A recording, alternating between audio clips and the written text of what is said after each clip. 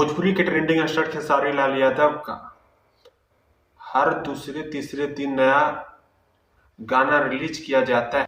Release होते ही trend करने लगता है। आज फिर खेसारी लाल यादव का नया सॉन्ग रिलीज किया गया है जो वो भी ट्रेंडिंग में आ गया है। जैसे कि देख सकते हैं ये सॉन्ग 5 नंबर पे ट्रेंड कर रहा है यूट्यूब पे पूरा बवाल ही मचा के रखा है। ये सॉन्ग का टाइटल है चुम्मा चुम्मा, जो ये सारेगामा हम भोजपुरी रिकॉर्डिंग स्टूडियो से रिलीज किया गया है, जो पूरा यूट्यूब पे तहलका मचा रहा है। जैसे कि ये सॉन्ग सुन सकते हैं।